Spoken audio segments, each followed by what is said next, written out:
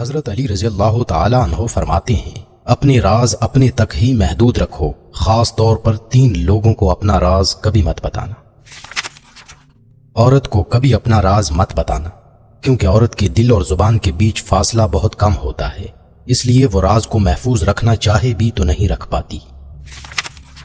بے وقوف دوست کو کبھی اپنا راز مت بتانا، کیونکہ وہ تمہارے راز کی حفاظت نہیں کر سکتا اور کبھی بھی کہیں بھی بول سکتا ہے۔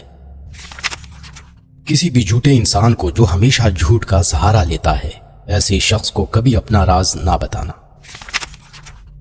ان لوگوں پر اعتبار کرو جو تمہاری 3 باتیں بھانپ سکیں: تمہاری ہنسی میں پوشیدہ درد، تمہارے غصے میں تمہارا پیار، تمہاری خاموشی میں پوشیدہ وجہ۔ زندگی کے 3 اصول بنا لو۔ اس سے ضرور معافی مانگو جسے تم چاہتے ہو، اسے کبھی مت چھوڑو جو تمہیں چاہتا ہے، اور اس سے کبھی کچھ نہ چھپاؤ جو تم پر اعتبار کرتا ہے۔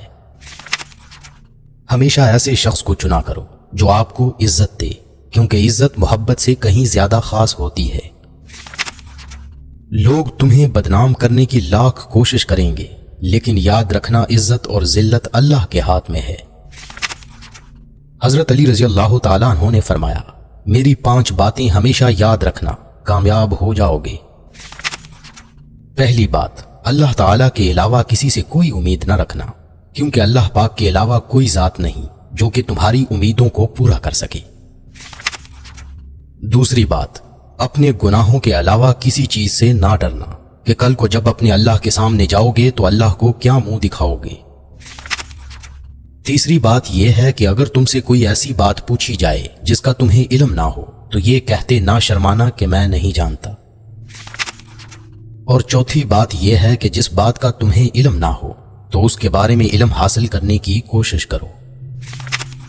اور 5ویں بات یہ فرمائی کہ صبر کرو، ہر حال میں صبر کرنا انسان کے لیے بہتر ہے، اور صبر ایمان کا حصہ ہے، بلکہ یہاں تک فرمایا کہ صبر کا مقام ایسا ہے جیسا کہ بدن میں سر کا مقام ہے۔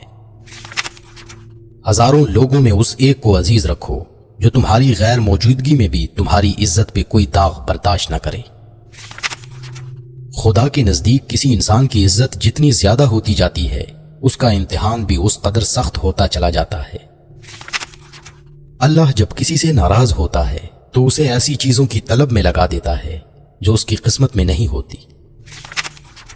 جو تم کو خوشی میں یاد آئے سمجھو تم اس سے محبت کرتے ہو، اور جو تم کو غم میں یاد آئے تو سمجھو وہ تم سے محبت کرتا ہے۔ کسی کے لیے حد سے زیادہ پریشان مت ہو، کیونکہ جب اللہ بہتر سے دور کرتا ہے تو بہترین سے نوازتا ہے۔ جو شخص تمہارے خون میں سے نہ ہو مگر پھر بھی تم کو عزت دے اور پیار دے تو بے شک وہ تمہارے لیے بہترین رشتہ ہے۔ پسند اس کو نہ کرو جو دنیا میں سب سے حسین ہو، بلکہ پسند اس کو کرو جو تمہاری عزت کرتا ہو۔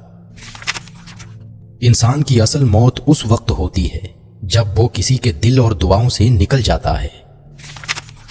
کسی سے محبت کرنے سے پہلے اپنے دل کو قبرستان بنا لو تاکہ اس کی چھوٹی چھوٹی غلطیوں کو دفنا سکو۔ جو شخص ہمیشہ تمہاری خوشی چاہے، اس کا اداس ہونا تمہارے لیے فکر کی بات ہونی چاہیے۔ اگر تمہیں سکون چاہیے تو اللہ کے پاس تلاش کرو، دنیا کے پاس نہیں، کیونکہ دلوں کے حال دنیا سے بہتر تمہارا اللہ جانتا ہے۔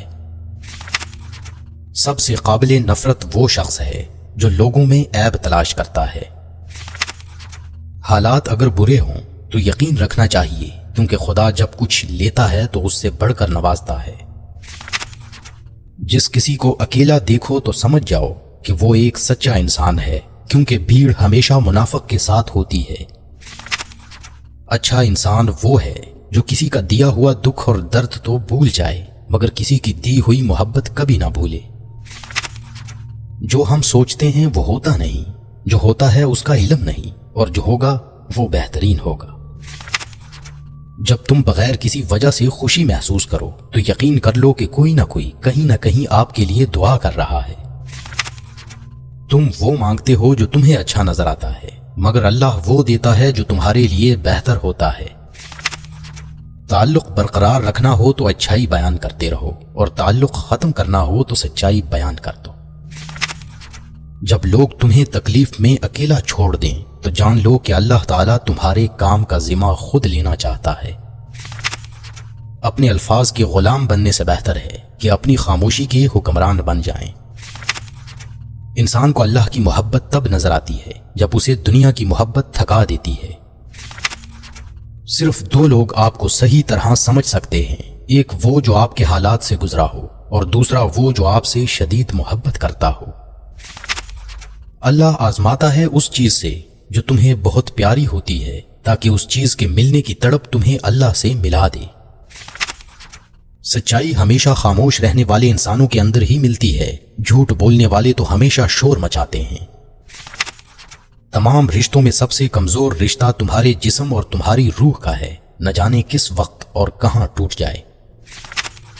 جو لوگ حقیقت کو قبول کر لیتے ہیں انہیں ہمدردی کی ضرورت نہیں رہتی۔ بچپن سے سکھایا جاتا ہے کہ اللہ سے ڈرو، لیکن یہ غلط ہے۔ اللہ سے اتنی محبت کرو کہ اس کی ناراضگی سے ڈرو۔